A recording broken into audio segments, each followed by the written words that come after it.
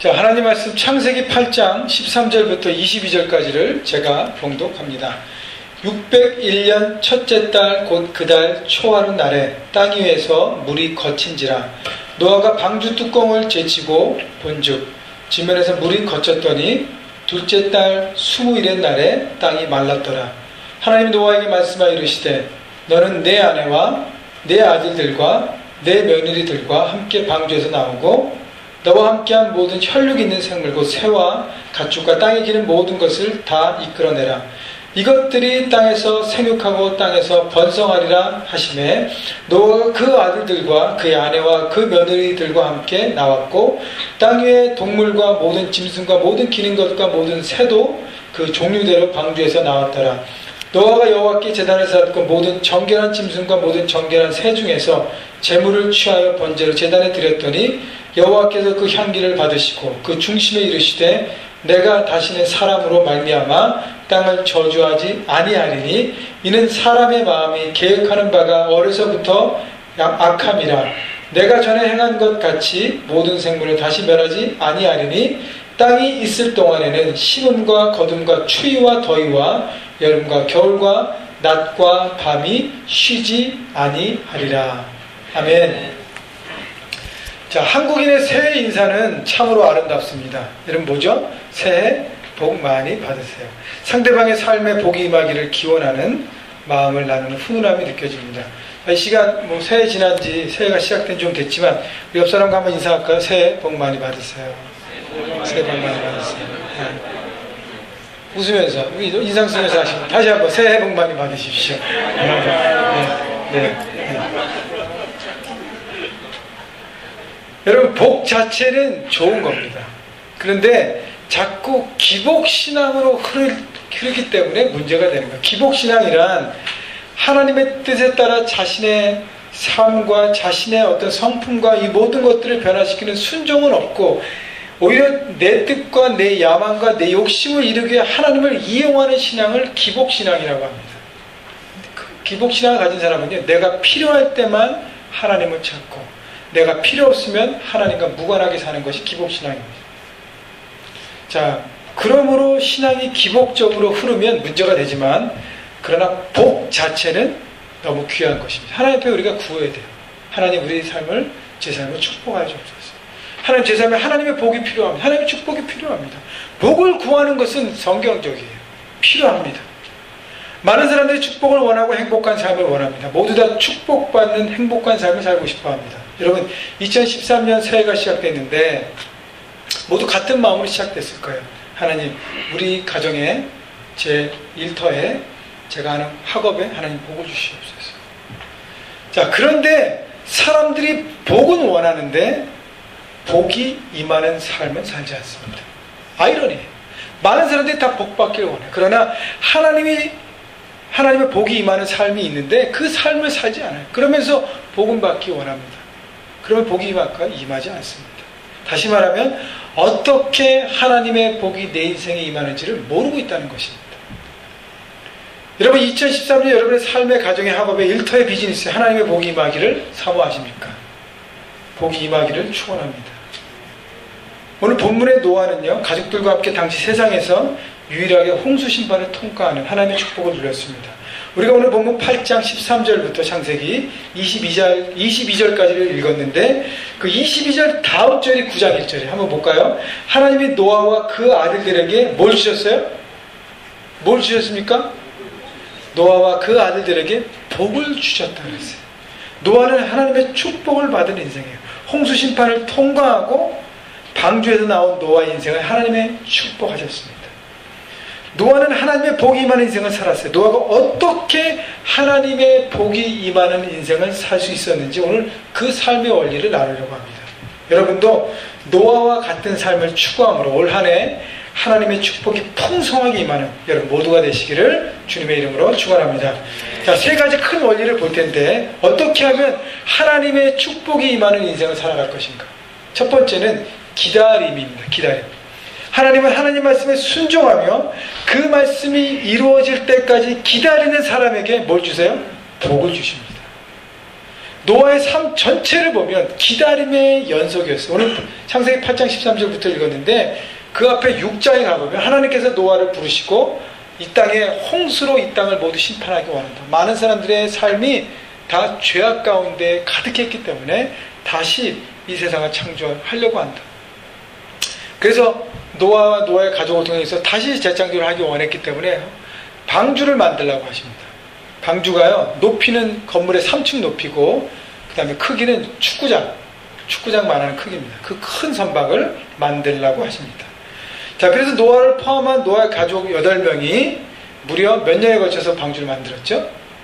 120년 동안. 여러분, 120년 동안 8명의 가족이, 그때 무슨 하이 테크놀로지가 있겠습니까? 다 핸드메이드예요. 손으로 다 일일이 나무 잘라서 갖고 와서 밟고 하여튼, 예? 그 모든 것들을 120년 동안 했습니다. 여러분, 120년 동안 노아 가족들이 방주를 지으면서 뭘 기다렸어요? 하나님의 홍수의 심판의 때가 올 거를 기다렸죠. 방주를 왜 만들어요? 홍수의 심판의 때를 피하기 위해서 만들어요. 자, 그렇기 때문에 120년 동안 노아는 기다렸다는 거, 홍수의 심판의 때를. 여러분, 1년, 2년 기다리는 것도 쉽지 않은데 120년을 기다리면서 방주를 만들었다고 생각하십시오. 얼마나 힘든 일을 그들이 견뎠는가. 단 하나예요. 하나님의 말씀이 이루어질 때를 바라보고 기다린 것뿐입니다. 자, 창세기 7장에 가보면 이제 방주를 120년 동안 만들었어요. 그 다음에 하나님께서 명령하십니다. 노아하고 노아의 가족이 방주로 들어가게끔. 그 다음에 하나님께서 이끄신 모든 생물이 방주에 들어가게끔. 자, 방주에 다 들어갔습니다. 그런데 7장 10절, 창세기 7장 10절에 보면 방주에 들어간 다음에 성경이 이렇게 표현합니다. 7일 후에 홍수가 땅에 덮이니. 자, 방주에 들어가자마자 비가 왔어요? 아니에요. 그 다음에 또 며칠 기다렸어요? 일주일을 또 기다렸다는 거예요. 여러분, 얼마나 힘들었겠습니까? 120년 동안 마른 하늘에 방주를 지었을 때 사람들이 얼마나 비웃었는지 몰라요. 혹시 여러분 그 성경 만화 비디오 같은 거 보시면, 저도 이제 아이를 키울 때 많이 봤는데, 거기 보면 재밌는 장면이 나오는데, 방주를 지을 때마다 사람들이 와서 비웃는 거예요. 그 많은 시간 너 헛된 일을 하는 거야. 동네 사람들이 와서. 얘는 미쳤나 보다. 왜냐면 마른 하늘에 계속 방주만 짓고 있으니까. 그것도 120년 동안. 하나님이 물로 심판할 거니까 여러분의 마음을 돌이켜서 돌아와야 합니다. 아무도 듣지 않아요. 왜냐하면 홍수 이전에 이 지구의 날씨는요, 너무 따뜻하고 너무 아름답고 스킨케어가 필요 없는 날씨였어요. 너무너무 온화한 날씨였기 때문에 사람들이 900년, 1000년을 살았잖아요. 너무너무 좋은 곳이니까. 그렇기 때문에 사람들이 이 땅이 심판될 거라는 생각조차 못한 거예요. 자, 그러고 난 다음에 방주에 들어갔는데 비가 안 와요. 하루가 지나도 비가 안 와요. 이틀이 지나도. 방주 밖에서 사람들이 얼마나 비웃어요. 저 미쳤다. 산 위에 배를 짓고 거기서 들어가서 지금 비가 올 거를 기다리는 걸 보면서 한시마다 비웃으며 나간 것입니다. 여러분, 근데요, 노아는 노아의 가족과 함께 7일 동안 방주에서 수모를 당하면서 기다렸다는 것입니다. 뭘 기다렸어요? 하나님 말씀대로 이루어질 때를 기다린 거예요. 자, 7일 동안 기다린 다음에 드디어 비가 왔습니다. 하늘에서 비가 쏟아졌어요. 땅속에 깊은 샘이 터져 40일 동안 계속되었어요. 이 물이 150일 동안, 5개월 동안 온 땅을 덮었습니다. 여러분, 이 기다림이라는 것은 참 어려운 거예요. 제가 3년 전에 하와이 DTS에 강의하러 갈 때 혼자 간 적이 있는데, LAX에서 이제 검사를 체크인하고 이렇게 보딩하고 비행기 안에 딱 들어갔습니다. 게이트가 잠겼어요.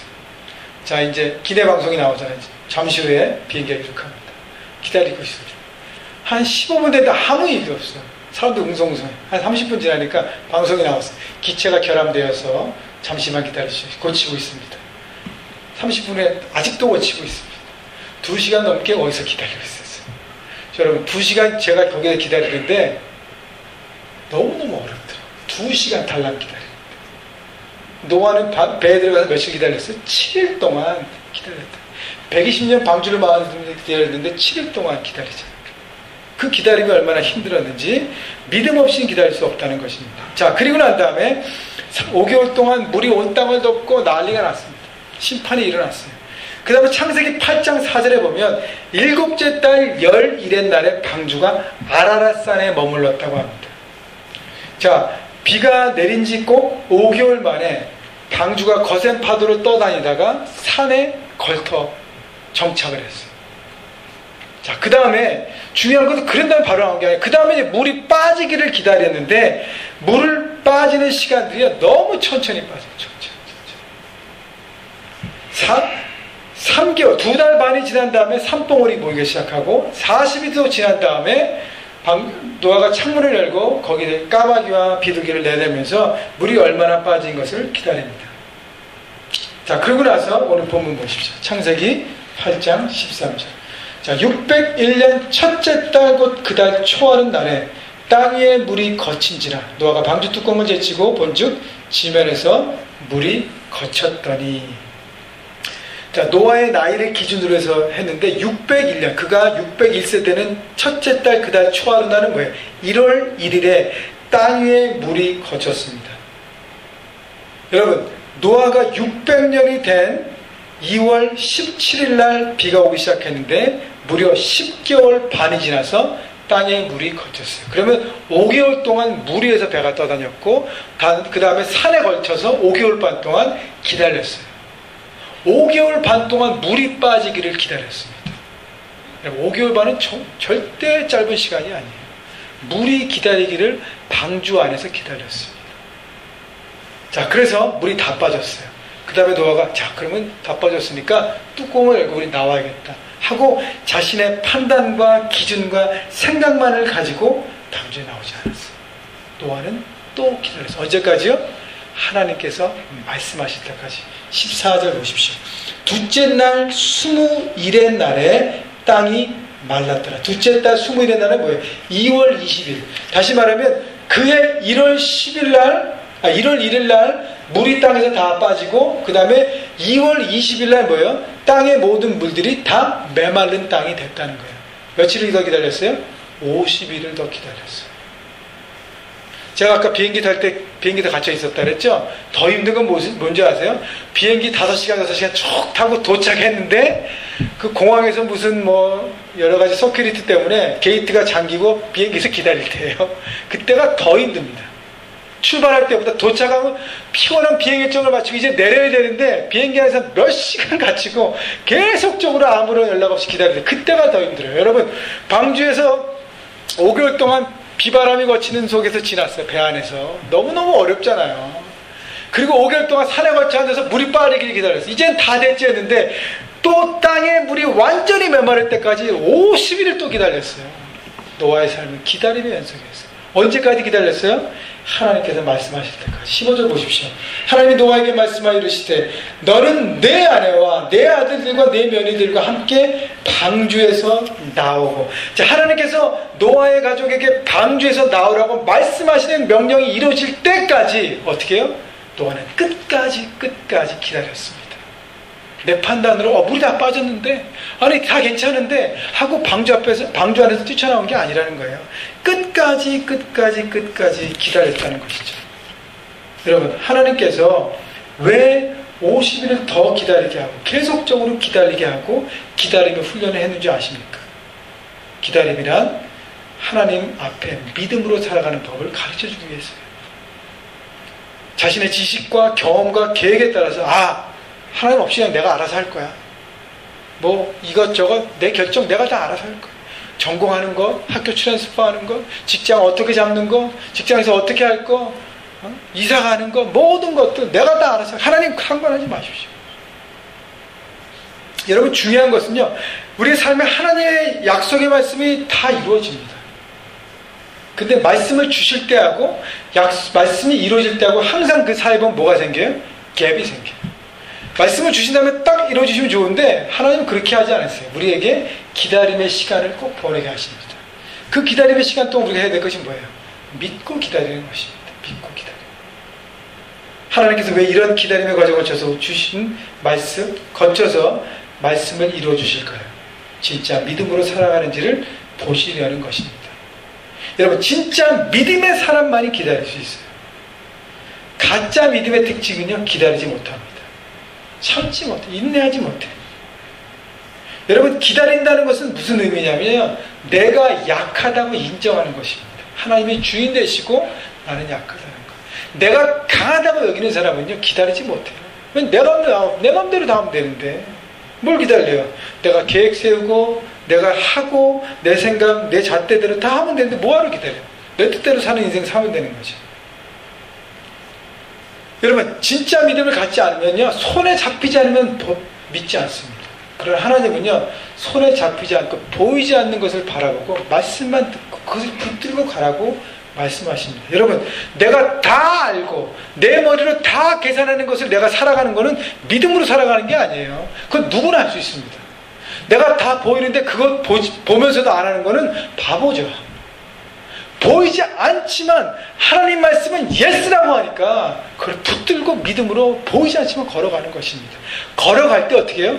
보여지기 시작하는 거예요. 하나님 보여주셔야 제가 가죠. 하나님 절대 그렇게 안 하세요. 네가 가면 내가 보여줄 거라고 말씀하십니다. 그것이 바로 믿음으로 기다리는 삶을 사는 것입니다.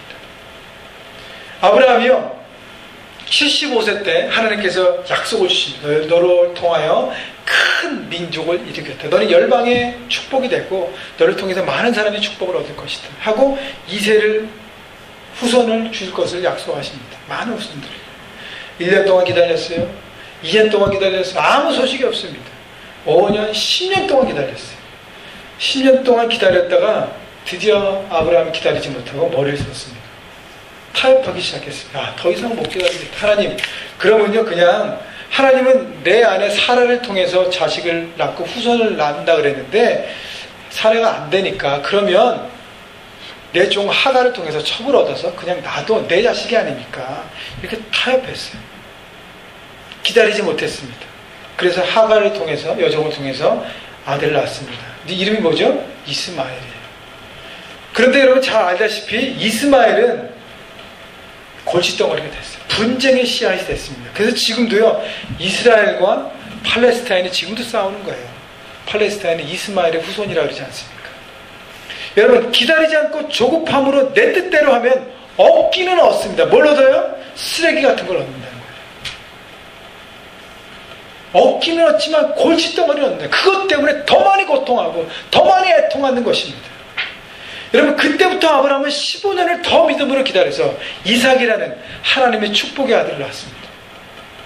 여러분 기억하십시오. 기다리지 못하고 조급하면 이스마엘 쓰레기를 얻고 반대로 기다리면 이삭 축복을 받습니다. 한번 따라해 보세요. 기다리지 못하고 조급하면 쓰레기를 얻고 기다리면 축복을 얻는다.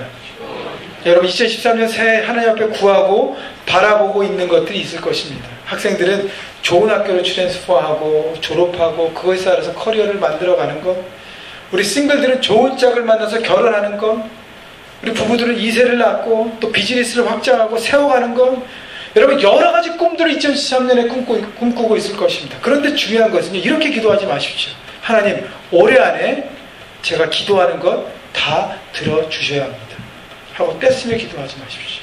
그건 바른 기도가 아닙니다. 바른 기도란 것은 뭐냐면, 하나님, 우리에게, 우리의 가정에게, 우리 비즈니스에게, 하나님 내 학업에 무엇이 가장 필요한 것을 주님 다 아시죠.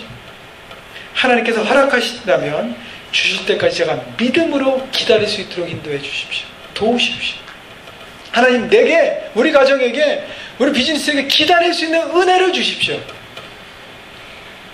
그렇게 기도하며 나갈 때 하나님의 축복이 임하지 않을 수가 없다는 것입니다. 이것이 바로 바른 신앙의 사람인 것입니다. 여러분, 이렇게 겸손히 하나님의 때를 믿음으로 기다림을 통해서 여러분의 인생과 여러분의 가정과 비즈니스와 학업 모든 것이 하나님의 축복을 받는 오늘 한 해가 되시기를 주님의 이름으로 축원합니다. 자, 두 번째, 하나님의 축복이 임하는 인생 두 번째 조건은 뭐냐면 충성이에요.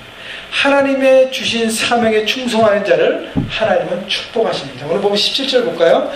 너와 함께한 모든 혈육 있는 생물과 곧 새와 가축과 땅에 기는 모든 것을 다 이끌어내라. 이것들이 땅에서 생육하고 땅에서 번성하리라 하시매. 하나님께서 노아와 가족에게 방주에서 나오고 함께한 모든 생물을 다 이끌어내라고 말씀하십니다. 그 다음에 18절 19절 보십시오. 노아가 그 아들들과 그의 아내와 그 며느리들과 함께 나왔고 땅 위의 동물 곧 모든 짐승과 모든 기는 것과 모든 새도 그 종류대로 방주에서 나왔더라. 자, 방주에 들어갔던 모든 생물들이 순서대로 다 나왔습니다. 어느 한 생물도 죽어서 나온 게 없다고 얘기하는 거예요. 모든 생물과 동물과 기는 것들이 다 노아의 이끌림 받고 나왔더라라고 얘기합니다. 자, 그렇다면 1년 넘는 시간 동안 방주 안에서 누가 관리했어요? 동물들. 노아의 가족이 관리했어요. 여러분, 성실하고 충성하지 않으면 이 동물들을 뱃속에서 1년 넘는 시간 동안 풍랑을 만나는 5개월 동안, 여러분, 방주의 특징은요, 엔진 시스템이 없어요. 내가 원하는 길로 가는 게 아니에요. 그냥 맡기는 대로 가는 거예요. 인도하는 대로 그냥 일로 가라면 절로, 이쪽 파도 치면 이렇게 그냥 믿음으로 가는 것입니다. 그러나 그 안에서 하나님이 맡겨주신 그 모든 동물을 관리하는 것을 노아와 노아의 가족이 철저하게 했다는 것입니다. 여러분, 방주 안에서 노아의 삶은 쉽지 않았어요. 제가 지난달에 한번 나눈 적이 있는데, 여러분, 축구장만 하는 대형 선박 3층 높이, 거기에 수많은 동물들이요 밤낮으로 울고 먹고 싸고 있습니다. 그거를 8명이 다 관리해야 돼요. 8명. 제때 먹여야죠. 제때 치워야죠. 여러분, 그 안에 공기와 냄새와 울음소리와, 처음에 40일은 비가 왔습니다. 여러분, 캘리포니아 한 일주일만 비가 와도 난리가 날 거예요. 네? 조금만 춥다고, 너무 춥다고, 조금만 비 온다고 못 살겠다 그러고, 캘리포니아 사람들 미국 전쟁에서 가장 인내심이, 날씨에 대한 인내심이 없다 그러잖아요. 너무 좋은 날씨에 살다 보니까 조금만 추워도 오버리액 한다고 뉴스에 나오더라고요. 여러분, 이 모든 어려운 시간들을 겪어가면서 방주 안의 삶을 지킨 것이 노아의 가족입니다. 방주 안에 마치 전쟁터와 같다고 하는 것입니다. 여러분, 물 위에서 5개월, 물이 빠지기를 기다리는 7개월 남짓 시간, 노아의 가족들은 상황의 변화에 관계없이 매일매일 성실하게 하나님께서 맡기신 사명에 충성한 것입니다. 여러분, 이렇게 충성하는 사람에게 하나님이 복을 안 주실 수가 없다는 거죠. 노아의 충성은요, 방주 안에서만 다한 게 아니라 그 전에 어떻게 해요? 120년 동안 방주를 지었다는 게 노아의 충성의 가장 큰 강점입니다. 성경에 보면요, 하나님이 노아에게 방주를 어떻게 지으라는 설계도를 주십니다. 블루프린트를 주세요. 중요한 거는요, 블루프린트만 주시고 이 리소스를 공급을 안 해주셨어요. 리소스는 누가 알아서 해요? 노아의 가족이 다 알아서 나무를 자르고 다 갖고 왔어야 돼요. 어떻게 만들려는 블루프린트만 있지 재료가 없어요. 그거 내가 다 구해와야 돼요. 여러분, 축구장만한 큰 배입니다. 8명의 가족이, 4명은 여자고 4명만 남자예요. 4명의 남자가 무거우면 다 들었을 거 아니에요. 그 모든 걸 다 움직이면서 했다는 거죠. 120년 동안 매일매일 성실하게 하지 않으면 그것은 감당할 수 없습니다. 여러분, 집을 질 때도 보면 조금만의 오차가 나도 어떻게 돼요? 균열이 생기잖아요. 나중에 새 집에 딱 들어갔는데 막 문제가 생긴 걸 보면 제대로 안 지어서 그런 거예요. 큰 거기 때문에 더 많은 조심과 모든 것이 필요했는데 그 모든 것들을 성실하게 했던 것입니다. 하나님 말씀에 대한 노아의 충성이 바로 노아의 삶에 복이 임하는 비결이었다는 것입니다. 여러분, 충성이라는 단어 한자를 풀이해보면, 충자는 가운데 중자 밑에 마음 신자예요. 가운데, 내 마음 가운데 뭘 뒀다는 건데요. 그 다음에 성자는 말씀 안에 이룰 성입니다. 말씀이 이루어지는 것이에요. 그러니까 성경적인 충성을 한자로 풀이해보면, 하나님의 말씀을 내 마음의 중심에 두고 그 말씀이 이루어지도록 내가 살아가는 것을 충성이라고 합니다. 하나님 말씀, 하나님께 내게 주신 상황, 하나님께 내게 주신 모든 것들이 내 삶의 가장 베스트, 최선인 것을 내가 마음에 받아들여야 돼요. 많은 사람들이 받아들이지 않기 때문에 항상 불평합니다. 아, 왜 나는 이것뿐이에요? 아니, 왜 우리 가정은 아직도 여기 이렇게 이것밖에, 하나님 내 비즈니스 이렇게 오래 했는데 왜?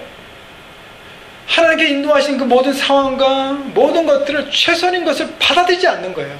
받아들일 때만 그 말씀에 내가 순종할 수 있는 것입니다. 여러분, 마태복음 보면 달란트 비유가 있어요. 주인이 종에게 카구에 떠나면서 5달란트, 2달란트, 1달란트 나눠줬습니다. 5달란트, 2달란트 받은 사람의 특징은 뭐냐면 주인이 준 그 달란트가 내 삶의 가장 최선인 것을 내가 마음에 품었어요. 그리고 그걸 가지고 열심히 일했습니다. 그래서 배가를 가지고서 주인에게 보여줬어요. 1달란트 받은 사람의 특징은 뭐였냐면 1달란트 받은 그 1달란트가 자기 생각과 잣대 너무 작다고 여긴 것입니다. 주인은 자기네 재산을 줬다고 그랬는데 작다고 자기 멋대로 생각하고 불평하고 게으름을 선택해서 결국 축복을커녕 있는 것도 도로 빼앗기는 허무한 삶으로 끝났다는 것입니다. 하나님께서 우리에게 주신 은사, 우리에게 주신 건강, 우리에게 주신 가정, 우리에게 주신 모든 것들이 여러분에게 최선인 것을 여러분 믿으십니까? 믿고 마음의 중심에 품으십시오. 그리고 거기서 내가 최선을 다하고 성실하게 내가 모든 것을 해야겠다고 생각할 때 여러분 하나님이 우리의 삶을 축복해 주신다는 것입니다. 노아의 충성의 특징 중에 또 하나는 뭐냐면 노아는 가족과 함께 충성했습니다. 노아가 블루프린트를 받았어요. 방주에. 혼자 졌나요? 방주를 만들었나요? 아니에요. 가족 7명, 자기 포함해서 8명과 함께 방주를 만들어 갔습니다. 노아의 방주에 들어갔을 때 혼자 안 들어갔어요. 가족, 3아들과 아내와 3며느리과 8명이 같이 들어가서 모든 동물을 관리했습니다. 다시 얘기하면 가족이 한 마음으로 하나님의 주신 사명을 같이 감당했다는 것입니다. 여러분 이것을 우리에게 적용해 보면 우리 여러분 각자가 가정 안에서 남편으로서, 아내로서, 또 부모로서, 자식으로서 내 속해 있는 가정에서 충성해야 한다는 것입니다. 자기 역할. 내 가정에서 내 역할에 충성하지 못하면서 나는 밖에 삶 현장에서 많은 사람들에게 뭐 이래라 저래라 한다? 그건 말이 안 된다는 것입니다. 다 연기이고 쇼입니다. 진실하지 못한 것입니다. 그러므로 가정에서 자신의 위치에 충성하며 그것을 기반으로 자신에게 맡겨진 삶의 영역에서 충성할 때 우리의 가정이 복을 받고 우리가 하는 모든 일들과 학업과 모든 것들이 하나님의 복을 받게 된다는 것입니다. 여러분 그렇기 때문에 하나님께서 여러분에게 맡겨주신 가정, 또 맡겨주신 일터, 맡겨주신 학업에 충성하십시오. 성실하게 매일 그것이 최선임을 바라보고 믿음으로 성실하게 쌓아가십시오. 그것을 통해서 올해 한 해도 멋진 하나님의 축복을 누리시는 여러분 모두가 되기를 주님의 이름으로 축원합니다. 자, 마지막 3번째는요. 하나님의 복이 임하는 인생 조건의 3번째는 예배입니다. 하나님을 향한 예배 중심의 삶을 하나님은 축복하십니다. 20절 볼까요? 노아가 여호와께 제단을 쌓고 모든 정결한 짐승과 모든 정결한 새 중에서 제물을 취하여 번제로 제단에 드렸더니 여호와께서 그 향기를 받으시고 그 중심에 이르시되 내가 다시는 사람으로 말미암아 땅을 저주하지 아니하리니 하고 쭉 나옵니다. 자, 방주 밖으로 나온 노아의 첫 번째 선택이 뭐였다고요? 제단을 쌓고 하나님 앞에 제사를 드렸습니다. 예배예요. 여러분 방주에서 나오니까 얼마나 기뻤을 거예요. 그 1년 넘게 그 배 안에 갇혀서 얼마나 힘든 삶을 살았습니까? 나왔어요. 할 일이 얼마나 많아요. 오늘 밤에 당장 잘 집을 만들어야죠. 먹고 살 생계를 꾸려갈 땅을 일궈내야 할 일이 너무 많잖아요. 그 모든 일들을 다 뒤로 하고 뭐부터 했어요? 하나님 앞에 예배를 선택했다는 것입니다. 여기 성경에 보면 20절에 보면 노아가 여호와께 제단을 쌓고 라고 표현합니다. 그죠? 제단을 쌓는다는 히브리어 원문에 보면 이 뜻이요. 짓다, 세우다, 재건하다 라는 뜻입니다. 다시 얘기하면요.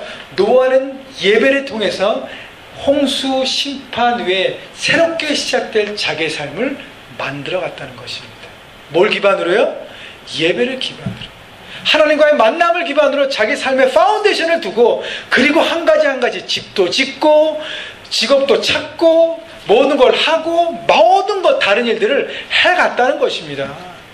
여러분 하나님과 관계가 온전히 세워지면 나머지는요 하나님이 축복하시기 때문에 일이 다 풀어져요. 사람들이 반대로 생각합니다. 내가 밖에 일도 잘 되고 공부도 좀 하고 시험 공부도 좀 해놓고 자기 커리어도 좀 쌓아놓고 그리고 주님 앞에 제가 헌신할게요. 예배할게요. too late입니다. 순서가 잘못됐어요.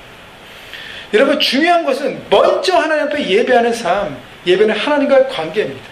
하나님과의 만남에 내 삶의 중심을 두는 그래서 그 만남을 통해서 내가 모든 것에 순종하겠습니다라는 결단 가운데 나갈 때야 내가 속해 있는 내 삶과 내 가정과 내 일터와 내 학업이 온전하게 반석 위에 세운 집처럼 온전하게 세워지는 거예요. 그렇지 않으면 모래 위에 세우는 것처럼 비바람이 불면 어떻게 돼요? 뿌리가 약하니까, 파운데이션이 약하니까 그냥 쑥쑥 넘어지는 겁니다. 여러분, 그래서 예배 중심으로 살아가야 한다는 거예요. 하나님의 만남의 자리를 지켜야 합니다. 그래, 말로는 하나님 제 삶의 주인이십니다. 우리 가정의 주인이십니다. 이 비즈니스에도 주인이십니다. 제 학업에도 주인이십니다.